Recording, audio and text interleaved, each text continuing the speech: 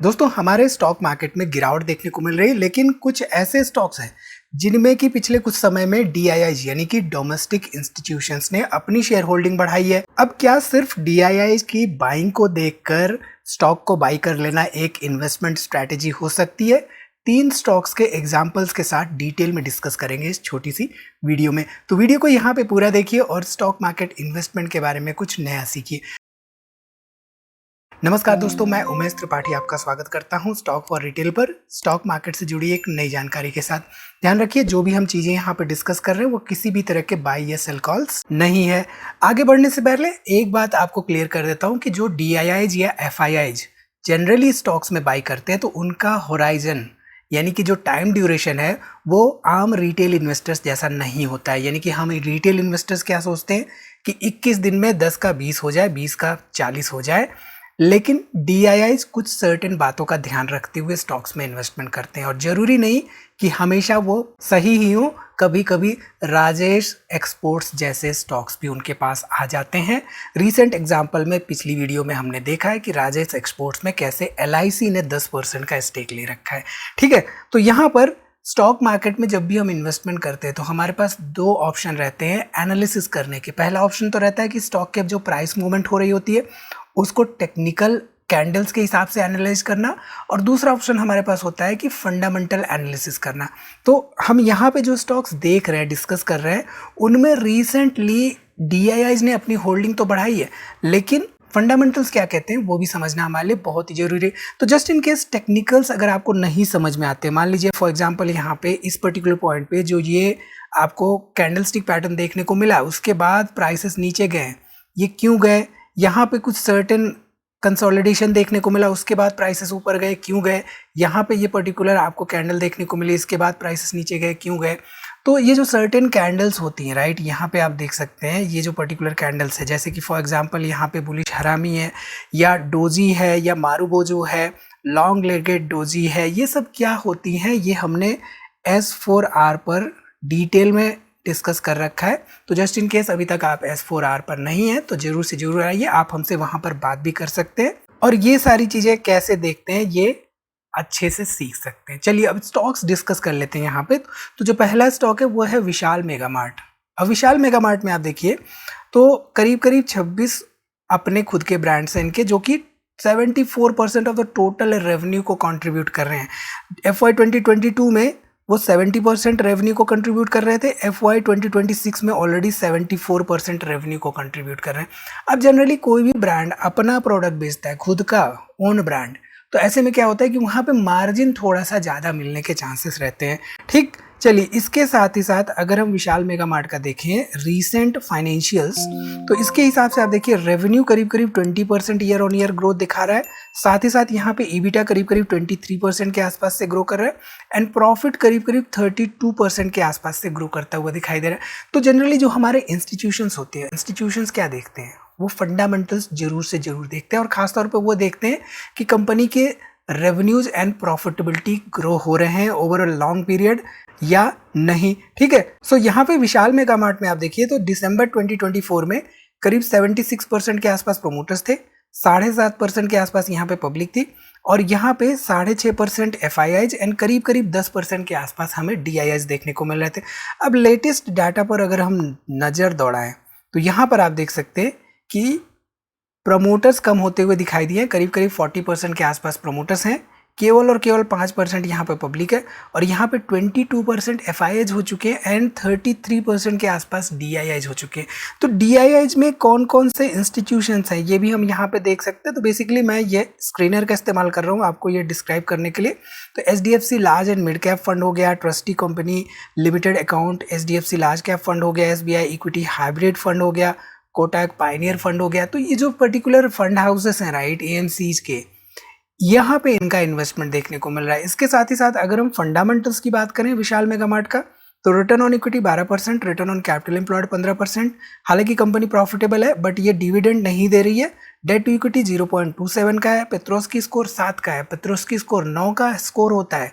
क्या होता है, कैसी चीज़ें डिसाइडेड होती हैं, ये सब चीज़ें हम डिस्कस करते रहते हैं हमारी वीडियोस में। आप पुरानी वीडियोस जो हैं उनमें देख सकते हैं कि ये पेट्रोस्की स्कोर होता क्या है, and just in case S4R पर नहीं है तो वहाँ पे भी चीज़ें आप ये सीख सकते हैं।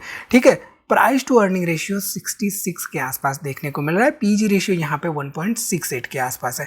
ठीक, इसके साथ ही साथ अगर हम दूसरी कंपनी की बात करें तो वो है मैक्स हेल्थ केयर। अब मैक्स हेल्थ केयर क्या है, हॉस्पिटल्स की चैन है, राइट। अब इंटरेस्टिंग पॉइंट आप देखिए तो भारत का लार्जेस्ट हॉस्पिटल चैन है in terms of market capitalization, and second biggest है in terms of revenue and EBITDA. तो जितना रेवेन्यू जनरेट कर रहा है, जितना एबिटा जनरेट कर रहा है, उसके टर्म्स में ये सेकंड है। साथ ही साथ यहाँ पे मार्केट कैप के टर्म्स में नंबर 1 पे आती है ये पर्टिकुलर कंपनी। ठीक है, इसके साथ ही साथ अगर हम यहाँ पे बात करें तो जून 2023 में आप देखिए, जून 2023 में मैक्स हेल्थ केयर में करीब 23% के आसपास प्रोमोटर्स थे, केवल 4.5% पब्लिक, FIIs 60% थे इसमें, एंड DIs करीब करीब 12% के आसपास देखने को मिल रहे थे।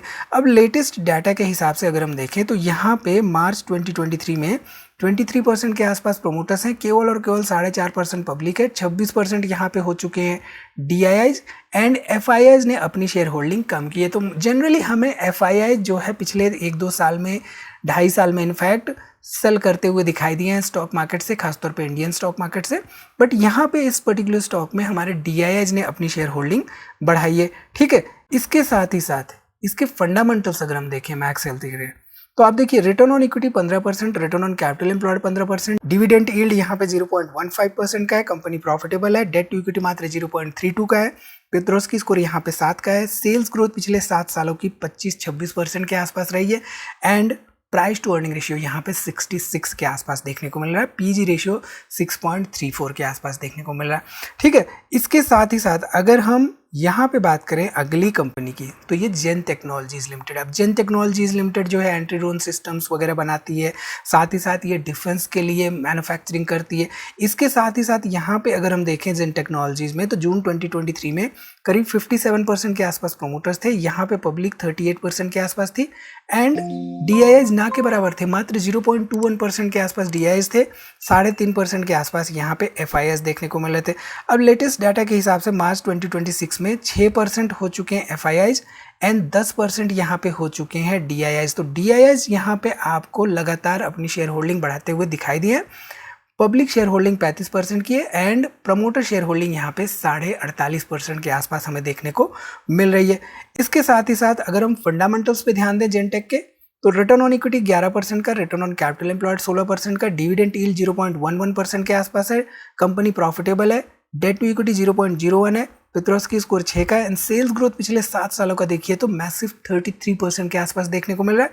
हालांकि इसका भी प्राइस टू अर्निंग रेशियो देखिए तो 83 के आसपास है, एंड पीजी रेशियो यहाँ पे 1.25 के आसपास देखने को मिल रहा है। दो बातें होती हैं जब भी हम एनालिसिस कर रहे होते हैं कंपनी के, एक तो होता है फंडामेंटल्स, पैरामीटर्स के हिसाब से कैसी है, स्ट्रॉन्ग कंपनी है या नहीं, यानी कि return on equity, return on capital employed, dividend paying capability, साथ ही साथ प्रॉफिटेबिलिटी उनकी बढ़ रही है या नहीं, सेल्स ग्रोथ क्या रह रही है या नहीं, पेट्रोस्की स्कोर क्या है।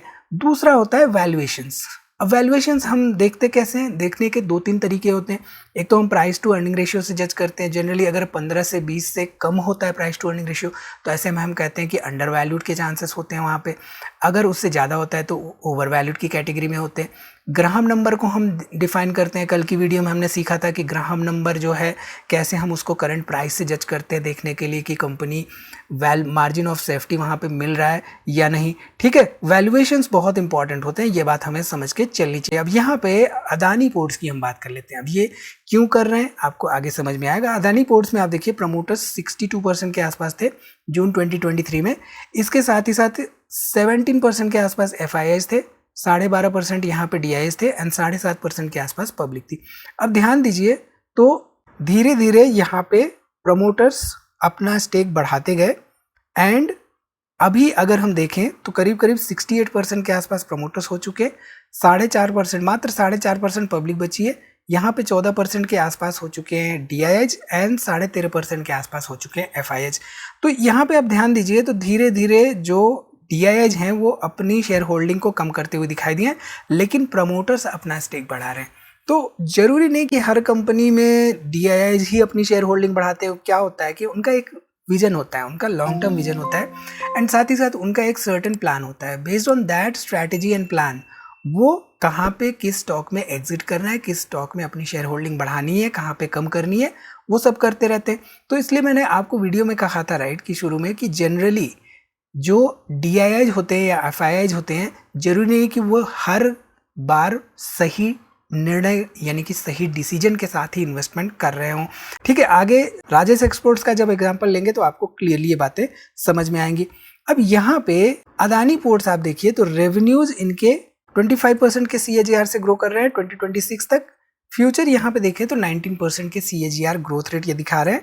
एबिटा यहाँ पे 18% का ग्रोथ रेट रहेगा और साथ ही साथ net cash flow from operations यहाँ पे करीब करीब 18% का ग्रोथ रेट ये दिखा रहे हैं। इसके साथ ही साथ अगर हम यहाँ पे देखें अदानी पोर्ट्स के फंडामेंटल्स तो आप देखिए return on equity 17%, return on capital employed 15%, dividend yield 0.41 के आसपास है। कंपनी प्रॉफिटेबल है यहाँ पे, साथ ही साथ डेट टू इक्विटी 0.66 है, पेट्रोस्की स्कोर यहाँ पे 5 का है, and price to earning ratio देखिए तो 32 के आसपास हमें देखने को मिला। सेल्स ग्रोथ पिछले 7 सालों का करीब करीब 20% के आसपास हमें देखने को मिल रहा है अदानी पोर्ट्स का। ठीक है, इसके साथ ही साथ इंटरेस्टिंग बात यहाँ पे राजेश एक्सपोर्ट्स पे आते हैं। अब पिछले कुछ दिनों से राजेश एक्सपोर्ट्स बहुत अच्छा एग्जाम्पल बन चुका है क्योंकि इसमें सेबी भी इन्वॉल्व हो चुका है और उन्होंने क्वेश्चंस किए हैं राजेश एक्सपोर्ट्स के लिए। अब देखिए प्रमोटर्स यहाँ पे 54% थे मार्च 2023 में, 17% पब्लिक थी और 17% FIIs थे एंड 11% के आसपास यहाँ पे DIIs थे। अब DIIs में देखिए कौन था, LIC life insurance corporation of India. ठीक, अब यहाँ पे 54% के आसपास हमारे जो प्रमोटर्स हैं वो तो बने हुए थे, लेकिन धीरे धीरे FIIs कम होने लगे। FIIs यहाँ पे कम होके 14% के आसपास रह गए मार्च 2026 में, एंड DIIs यहाँ पे 10.5% 11% के आसपास है, जो कि मेजर स्टेक यहाँ पे LIC का है। तो LIC एक इंस्टीट्यूशन है राइट। अब हमने यहाँ पे डिस्कस किया विशाल मेगा मार्ट के बारे में जहाँ पे DIIs अपना स्टेक बढ़ा रहे हैं। अब जनरली भारत में इंडिया का ऑर्गेनाइज्ड रिटेल सेक्टर ग्रो कर रहा है एंड खास तौर पे छोटे छोटे शहरों में टियर 2 टियर 3 सिटीज में हमें विशाल मेगा मार्ट देखने को मिल रहा है। तो हो सकता है ये चीजें देखकर ऑब्जर्व करके DIIs ने इन्वेस्टमेंट किया हो। एंड मैक्स हेल्थ केयर की बात करें तो हेल्थ केयर सेक्टर में पिछले कुछ सालों से लगातार DIIs का इंटरेस्ट बना हुआ है। भारत में हेल्थ केयर इंफ्रास्ट्रक्चर की डिमांड काफी ज्यादा बढ़ते हुए दिखाई दी है एंड हो सकता है कि DIIs को लॉन्ग टर्म ग्रोथ स्टोरी यहाँ पे दिख रही हो। साथ ही साथ जेन टेक्नोलॉजीज हमने देखा जहाँ पे ओवरऑल इंडिया का डिफेंस ग्रोथ स्कोप देखने को मिल रहा है। तो यहाँ पे अलग अलग रीजंस हैं DIIs के बाइंग करने के पीछे। विशाल मेगा मार्ट में कंजम्पशन स्टोरी है, मैक्स हेल्थ केयर में हेल्थ ग्रोथ का स्कोप है एंड जेन टेक्नोलॉजीज में डिफेंस का ओवरऑल ग्रोथ का स्कोप दिख रहा है। लेकिन जैसा कि हमने राजेश एक्सपोर्ट्स की बात की तो हमेशा ध्यान रखिए DIIs की बाइंग एक सिग्नल हो सकता है लेकिन फाइनल डिसीजन नहीं। तो इसलिए हमेशा वैल्यूएशंस, फंडामेंटल्स एंड टेक्निकल्स को ध्यान में रखते हुए इन्वेस्टमेंट डिसीजन मेकिंग करनी चाहिए। तो आपके हिसाब से कौन सा स्टॉक इंटरेस्टिंग दिखा इसमें से कमेंट करके जरूर बताइए। वीडियो कैसी लगी लाइक जरूर से जरूर करिए, अपनी राय कमेंट में जरूर बताइए एंड दोस्तों को शेयर करना ना भूलिए। मिलते हैं अगली वीडियो में एक इसी तरह की इन्फॉर्मेशन के साथ, तब तक आप हमारी दूसरी वीडियोस देखते रहिए।